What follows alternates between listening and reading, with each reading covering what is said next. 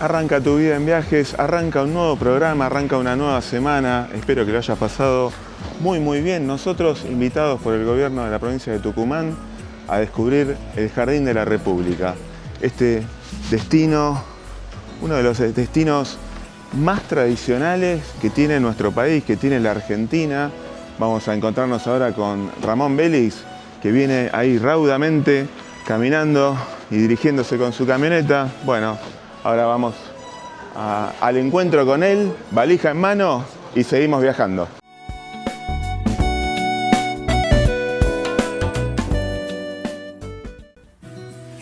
Hola seguidores, ¿cómo están? A Tucumán podés volar directamente desde Buenos Aires con Flybondi, Jetmar y Aerolíneas Argentinas, con varias frecuencias diarias. Nosotros elegimos hacerlo muy cómodos y con Aerolíneas. El vehículo oficial ya nos espera.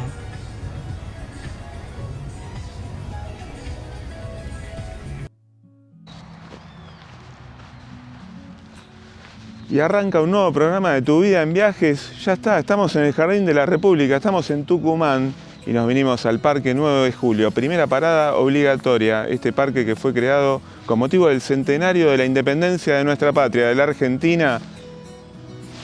Este rosedal es lo más. Al fondo de la imagen se llega a apreciar la Casa de la Cultura.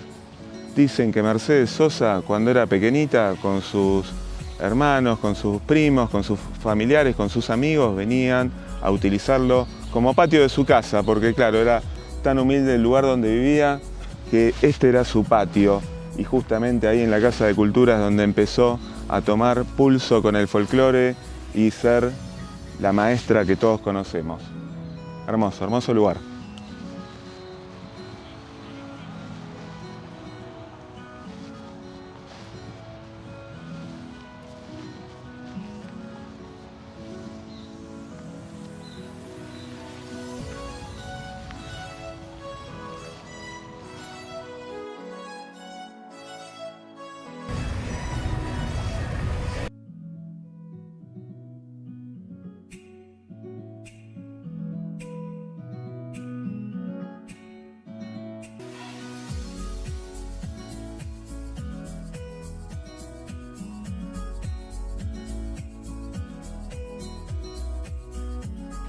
Y mándanos un WhatsApp con la palabra Tucumán para enterarte de la salida grupal acompañada por nosotros en el mes de septiembre a esta fascinante provincia de la Argentina. Seguinos en redes, hacelo ahora que tomo imágenes con mi celu para compartirlas con vos. Y en este mismo parque de la capital tucumana se encuentra el Museo de la Industria Azucarera. ¿Lo recorremos juntos?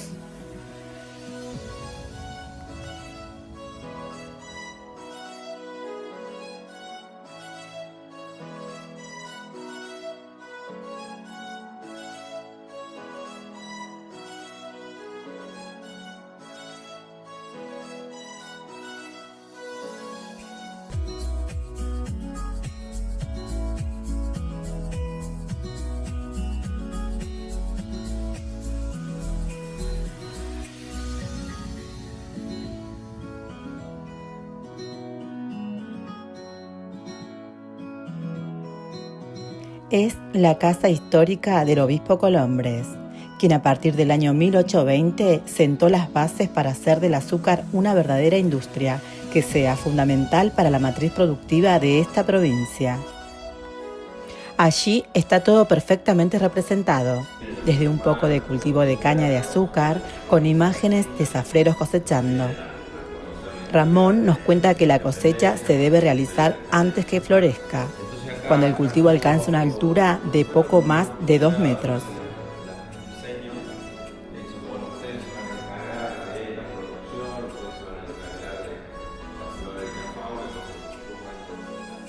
Giramos con la cámara y allí se encuentra el trapiche de madera original de esa época.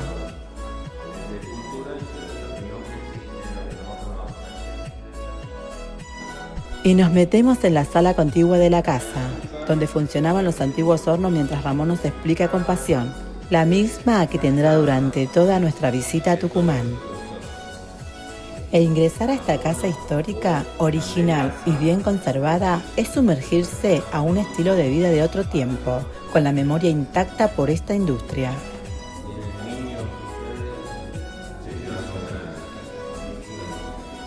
Cualquier producto que sea de golosina, para que ellos produzcan. Una golosina. ¿Y con la neumonía qué le pasa? Porque ahí veo el cierre celular. Y acá, vení, justo empieza el video haciendo basta. Vamos a poder comprenderlo bien.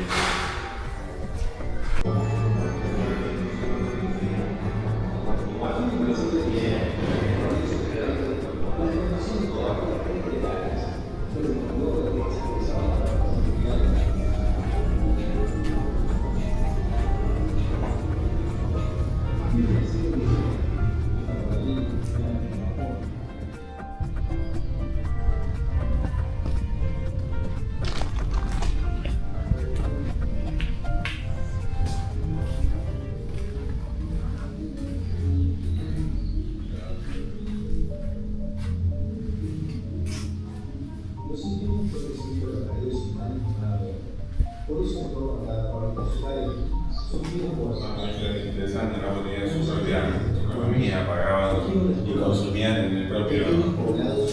O sea, lo que cobraban solo les servía para seguir esclavos ahí de alguna manera, ¿no? Una forma de esclavización. Capillas y clubes. Esto de cuando. Y mientras vemos estas monedas de pago interno del ingenio, enseguida te mostramos la promo de nuestra salida grupal a vivir esta provincia.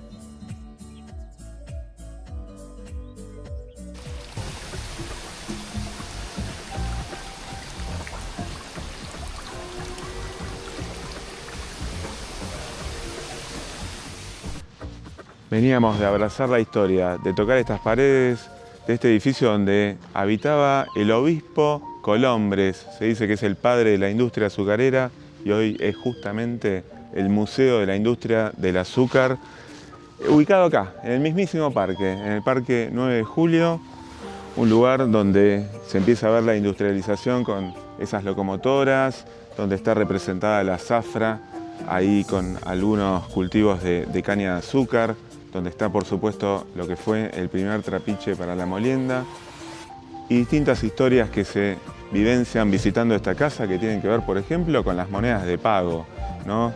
Lamentablemente era una manera de mantener esclavizado a estos zafreros que venían a trabajar a los campos aquí en el Jardín de la República.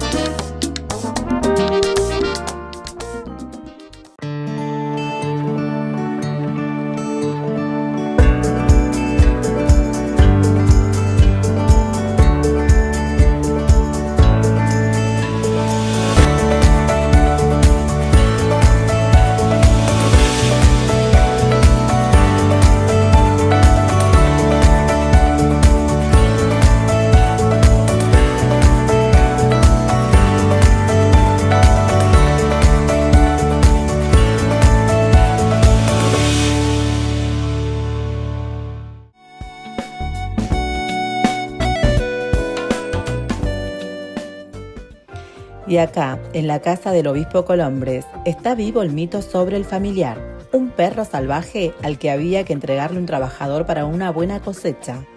Una de esas historias incomprobables. Si bien Colombres era tucumano, fue congresal por Catamarca en los hechos históricos de 1816 con la independencia de nuestra patria.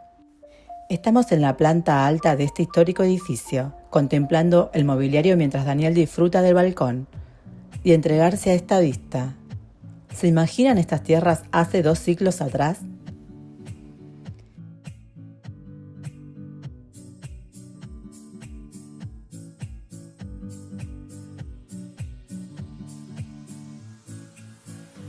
Y seguimos en el centro de San Miguel de Tucumán y llegamos al Museo de Mercedes Sosa, un lugar muy especial. Y llegamos a un lugar histórico para la cultura popular. Maru, gracias por recibirnos acá en el museo, en la casa donde nació Mercedes Sosa. Sí, bueno, bienvenidos. Primero, buenos días. Muchas gracias. Esta es la casa de los abuelos paternos de Mercedes Sosa, la casa natal de Mercedes Sosa. Aquí nació Mercedes Sosa, se crió y vivió hasta la edad de los 17 años. Luego ya Mercedes con sus padres se mudaron hacia otro barrio de acá, ¿no? De nuestra ciudad capital. Los abuelos de Mercedes, ellos vinieron de un pueblito llamado Matará, de la provincia de Santiago del Estero, y ocuparon esta casa en el año 1880. El matrimonio tuvo 10 hijos. Wow. Y ustedes después lo pueden apreciar en el cuadro que está justo en la entrada al museo. Ahí figuran los nombres de los abuelos paternos de Mercedes y están los nombres de los 10 hijos que tuvo el matrimonio. El menor de los hijos fue Ernesto Quiterio Sosa, a quien le decían Don Tucho, y él fue el papá de Mercedes. Bueno, después en la primer sala nosotros tenemos ahí el árbol genealógico de la familia. Los padres de Mercedes tuvieron 3 hijos. Aide Mercedes Sosa, a quien le decían Marta, como de apodo también le decían Marta. Bueno, Cacho, el hermano que le decían Cacho, todos tenían un apodo, Cacho y Chichi. Y había una media hermana de Mercedes, quien era hija de soltera de la mamá de Mercedes, que también, bueno, ella murió a la edad de los 33 años, falleció muy joven realmente. Y acercarse a la música, porque vemos que estábamos, por ejemplo, muy cerca de la Casa de la Cultura, ¿no? Sí, bueno. ¿Cómo es que Mercedes Sosa se interioriza por el folclore y sucede lo que finalmente pasa, ¿no? Bueno, en realidad Mercedes, a la edad de 14 años, ella asistía a una escuela que queda ubicada a poca cuadra de esta vivienda. La escuela se llamaba Escuela San Martín. Y justo, bueno, ahí en la escuela se dan 2 acontecimientos, ¿no? Que falta la señorita de música, entonces la directora de la escuela le pide a Mercedes si ella se animaba a pasar a cantar el himno nacional argentino. Obviamente Mercedes pasa a cantar el himno y para todos los presentes que estaban en ese lugar quedan totalmente sorprendidos y admirados con tremenda voz de Mercedes a la edad de 14 años. Luego se da que les toca una hora libre porque falta una maestra, una docente. Y en esa conversación con sus compañeritas surge el tema de un concurso de una radio tucumana, que es nuestra radio tucumana LB12. Mercedes quería ir a concursar esa radio, pero ¿qué pasaba? No se animaba a pedir permiso a sus padres, porque estamos hablando hace tantos años atrás. Mercedes nació un 9 de julio, el día de nuestra independencia argentina, una fecha súper importante para nosotros. Total. En el año 1935. Acá estamos diciendo esta historia, ella tenía tan solo 14 años de edad. ¿Qué pasaba en esas épocas? Las familias eran muy conservadoras y no estaba bien visto que una nena, encima siendo mujer, vaya a cantar a una radio. Bueno, justo se da en ese momento que los padres de Mercedes, porque los padres, bueno, eran peronistas, deciden viajar a Buenos Aires para el 17 de octubre, el festejo de la Lealtad Popular, que lo festejaban en Plaza de Mayo. Bien. ¿Qué hace Mercedes? Yo digo muy astuta para la edad y se ha animado demasiado. Queda acá en esta casa al cuidado de sus hermanos. Mercedes se escapa y se va a la radio a concursar. Pero cuando ella se presenta, ella no dice que se llama Aide Mercedes Sosa. Inventó un nombre y ella dijo que se llamaba Gladys Osorio. ¿Quién era Gladys Osorio? Gladys Osorio era el nombre de una de sus mejores amigas de la escuela, Y el apellido Osorio era el apellido de otra amiga de su escuela que a la vez era la abanderada. Se presenta con ese nombre, digamos, artístico. Obviamente Mercedes concursa, gana el concurso, pero ahí se presenta un inconveniente. ¿Cuál era ese inconveniente? Que ella tenía tan solo 14 años, no se podía firmar el contrato porque era menor de edad. Por supuesto necesitaba de una persona adulta mayor para que se firme el contrato. Nos relatan la historia, la familia, que en ese momento ya estaban después los padres acá en esta casa, dice, tomando mate en esta galería, don Tucho, como le decían al papá de Mercedes, con doña Emma. Dice que don Tucho estaba con el mate en la mano, cuando de repente escucha por la radio una voz conocida, entonces le pregunta a doña Emma, ¿esta no es la Marta? Así como yo le dije que le decían Marta. Efectivamente era la Marta, como ellos la llamaban. Cuando llega Mercedes a la casa, dice que don Tucho estaba enojadísimo y le dice lo siguiente, ¿le parece bonito andar metiéndose en la radio? Luego dice, ¿eso es lo que hace una señorita criada para ser decente? Bueno, ahí don Tucho se molesta bastante con Mercedes, esperan que a don Tucho le pase el enojo. Después don Tucho, bueno, baja la cabeza, como se dice, la acompaña a Mercedes a la radio, firman el contrato y ese es el primer paso a la vida artística de Mercedes a la edad de 14 años. ¿Les ha gustado la historia? Sí, muy buena. Ahí comienza la historia de Mercedes a la edad de 14 años. Bueno, increíble, hermoso lugar y felicitaciones por conservarlo. Bueno, muchas gracias. Gracias a ustedes por la visita. No, al contrario. Gracias. Y sobre esa pared original de ladrillos a la vista y que fuera la habitación de la negra Sosa se aprecia su influencia en el mundo. Estar en esa pequeña habitación te hace erizar la piel. Es emocionante conocer su historia, conocer su lugar donde comenzó a soñar. Comprada por sus abuelos en el año 1880.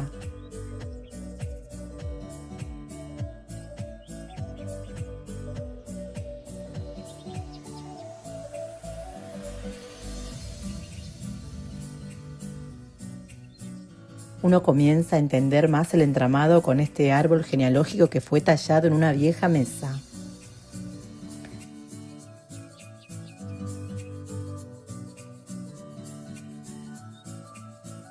¿Ya no seguís en redes?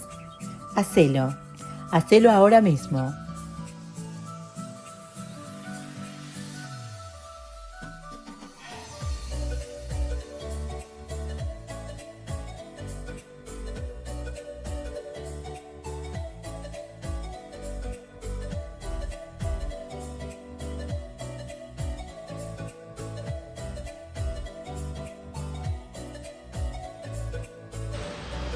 Y estamos haciendo este programa, Tu Vida en Viajes, para que actives tus ganas de viajar ahora mismo y gracias, por supuesto, al ente de turismo de la provincia de Tucumán, por el cual, bueno, estamos acá visitando, contagiándote en el Jardín de la República. Llegamos a la Plaza Independencia, justamente enfrente están las oficinas del ente Tucumán Turismo. Bueno, ahí te podés sacar todas las dudas de cuáles son los puntos obligados y te los estamos mostrando acá en la pantalla, te los estamos mostrando en Argentinísima Satelital. Por supuesto, venimos emocionados de visitar el Museo de la Negra Sosa, de Mercedes Sosa, y ahí está el Palacio de Gobierno Provincial, una joya arquitectónica, y esta plaza que está muy bien cuidado, muy bien cuidado. Y este es un viaje de emoción en emoción. Ingresar a la Casa Histórica de Tucumán es adentrar como mínimo a esos recuerdos de anteojito donde se deforma su color original.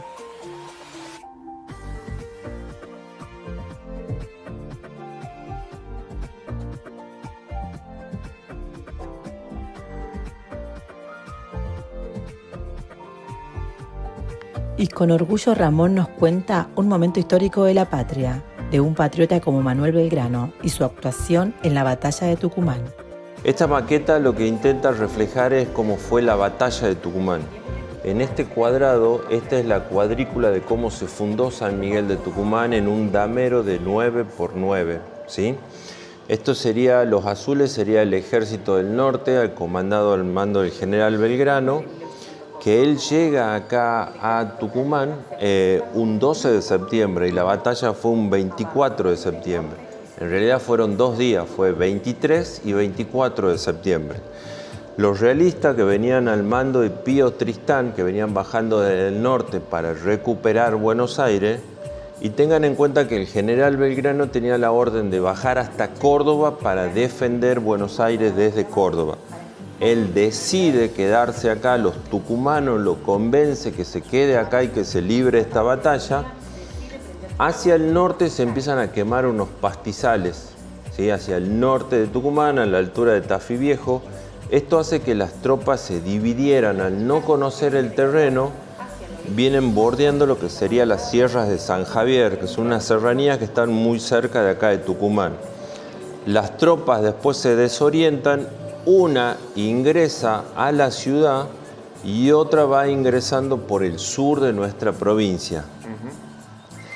Las tropas tucumanas, las tropas del Ejército del Norte, que tenía alrededor de 700, 800 hombres, Tucumán aporta 700 hombres y el ejército realista tenía más de 3.000 hombres.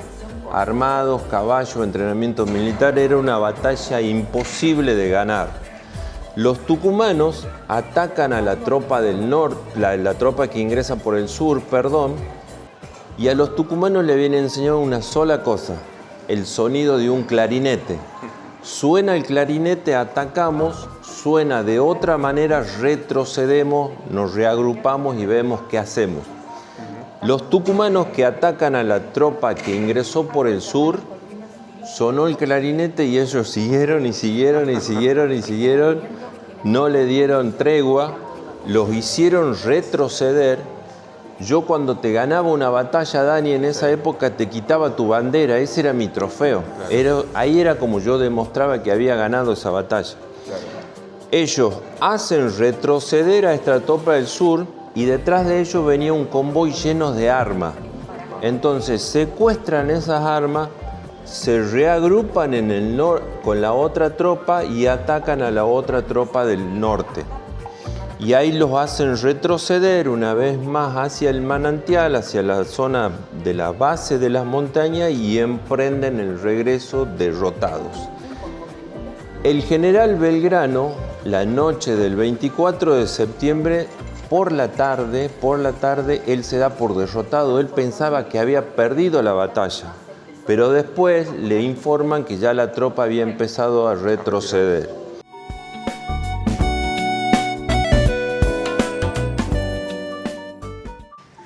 Ramón, es un lugar de emociones, ¿eh? Si hay algo que regala la provincia son emociones, ¿no? Venimos de lo de la Negra Sosa y de repente nos topamos acá, con esta casa histórica, con esta sala de jura histórica.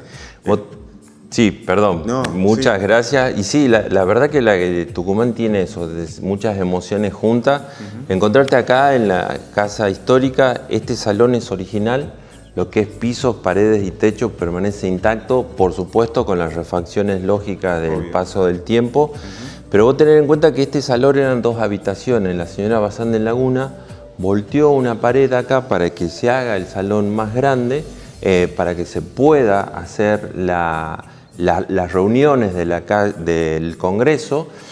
Pero un dato particular, ¿cuándo fue la declaración de la independencia? ¿Cuándo te acordás? ¿Fue el 9? 9 de julio de 1816. ¿Y cuándo empezó?